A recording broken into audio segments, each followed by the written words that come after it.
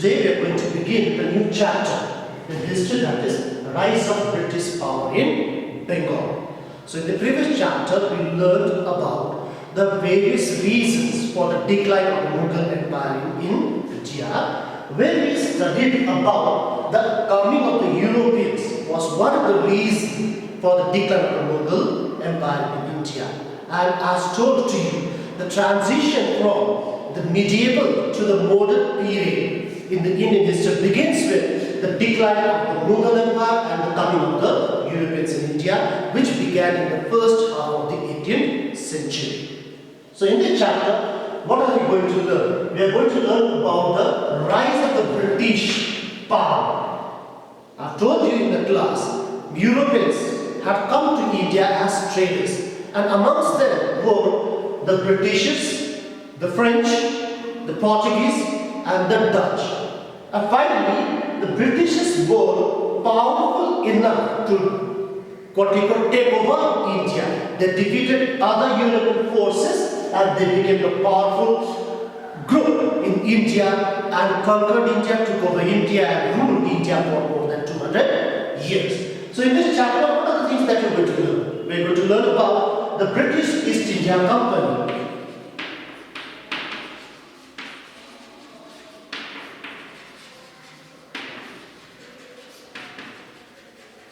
Then we'll be studying about the French East India Company. French East India Company. Okay? After that, we'll be learning about two important battles. That was a turning point in the history of India. That is the Battle of Plassey, 1757, and the Battle of Buxar in the year 1764. And we will have to study about the causes, the importance, the results of these two battles. So before we go ahead with it, let us try to understand about the British East India Company. Now, the Britishers, when they first came to India, they came as traders.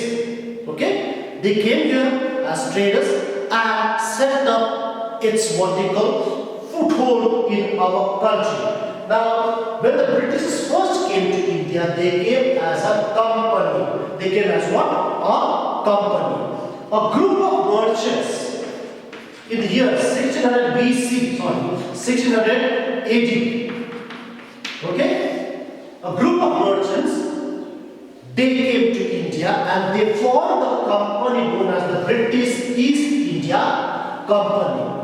And with the permission of the Queen of England, Queen Elizabeth I.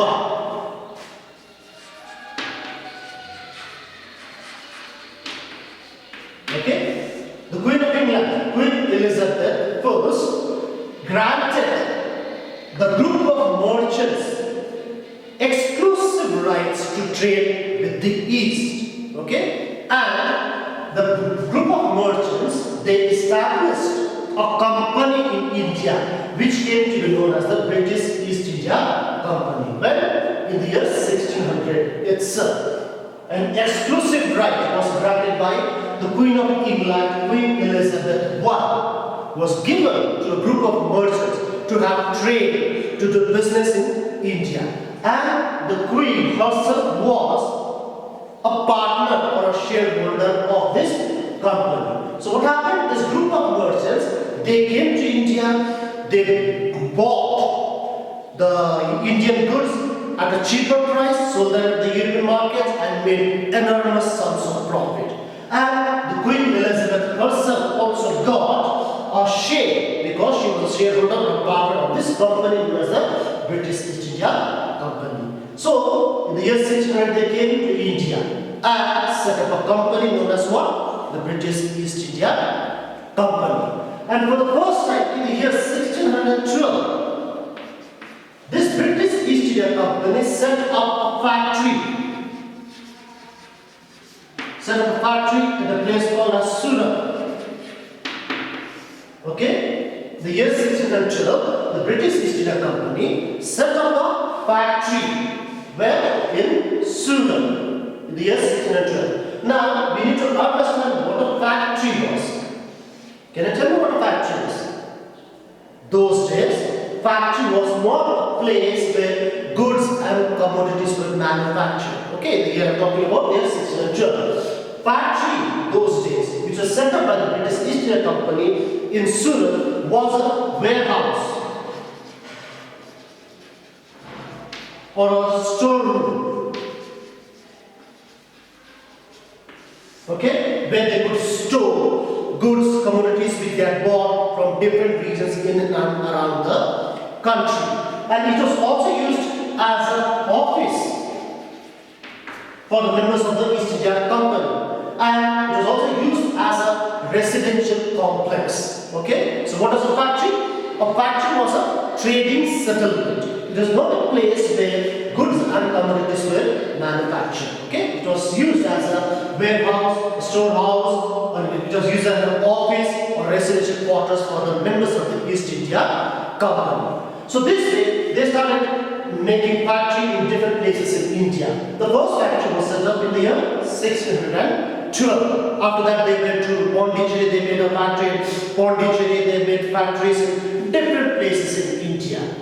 Then slowly they started taking over different regions in the country. And among these different regions, the first one was Madras. The first one was Madras. Madras was given to the British East India Company by the local ruler then. Okay? And Madras was given to the East India Company by the local ruler of Madras. And the British East India Company fortified it, made some changes, and renamed it as Fort St. George.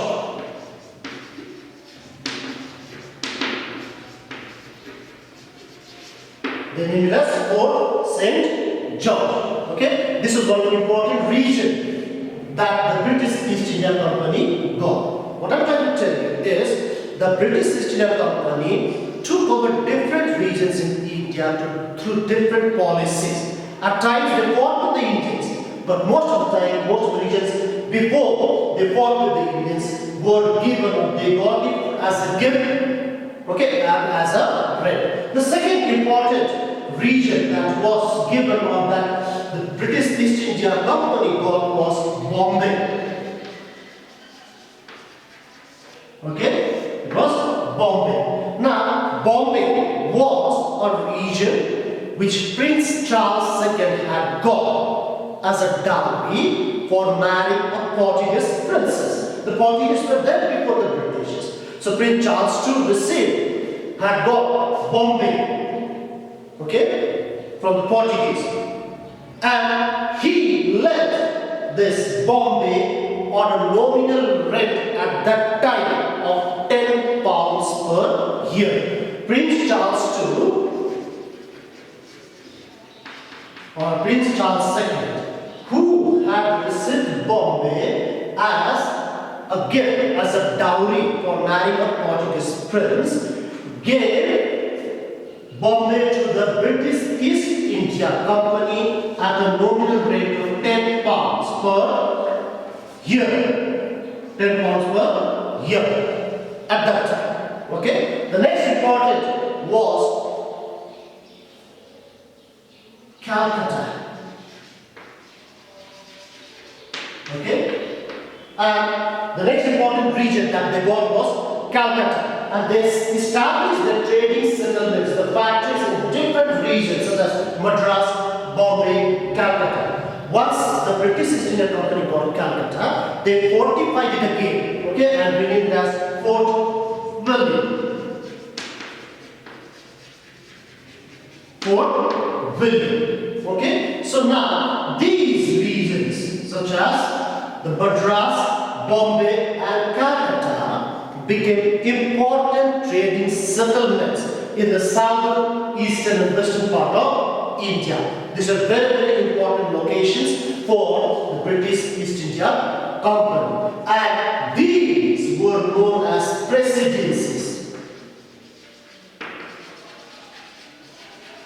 These were known as presidencies and was kept under the charge of the government. Okay? How the Britishers started conquering different regions, how they became powerful. That is what we are trying to understand in this chapter. Okay? Then these three important regions were known as what? Presidencies, and were kept under the charge of the governor of the British East India Company.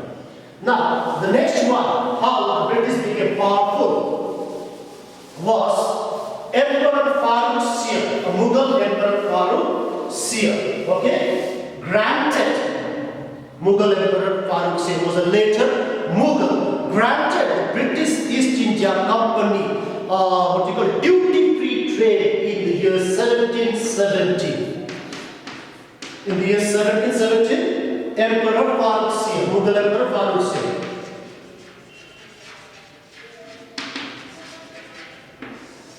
in the year 1717 granted the British East India Company duty-free trade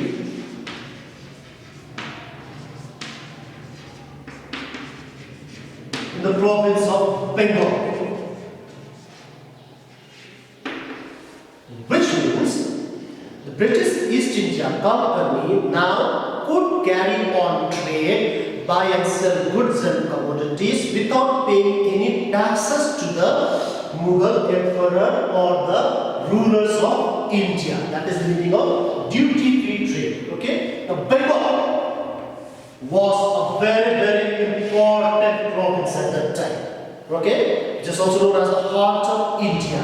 And many Europeans were attracted towards Bengal because of its rich resources, fertile soil, etc. Now, the British East India Company now could carry on trade without paying any taxes to the government of India at that time. That is the emperor, okay? The Mughal emperor was Farooq Shah. And Bengal was a very important province which consisted of Bihar, Bengal and Orissa. So what I am saying is, the province of Bengal included Bengal, Bihar and Orissa, and is a very, very important province. So within this region, the British East India Company could carry on trade relations, buy, sell goods and commodities without paying any taxes to the political government or the emperor. So now they got a hold in Bengal also. They have already made a settlements in Calcutta, fortified it, and they got Fort St. William. They got a duty-free trade granted by Emperor Farooq Shah. So this way they started taking over different regions in India. And later on, as we move ahead with the chapter, the Britishers fight with another European force which is quite strong, that is the French East India Company. They fought 3 Carnatic wars from 1744 onwards till 1757. It's not there in the syllabus, but they fought 3 Carnatic wars, defeated the French, and now became the sole power in India. Then they fought against the Indians, the Battle of Plassey, took over Bengal, proved themselves as a political dictator of India, and finally took over India and ruled the country for more than 200 years. And finally, in the year, when did India become independent? 1947, the Indians were successful to drive away the Britishers and gain freedom. Okay? These things we will be studying as we move ahead with the chapter. So this much for today. Please go to the lesson, chapter number 7 of your textbook. Okay? Only this much for today. Rise of British power in Bengal. Things that you need to know: what was a factory? Okay? Important provinces: Bengal, Bihar, Orissa. What were they known as? What was granted by Emperor Farooq Shah? All these things are to be known or kept in mind by you. Okay? So you have to know when was the first factory set up, where, what was the factory, and so on. Okay? Only this much for today. Take care, stay safe, good day. Thank you.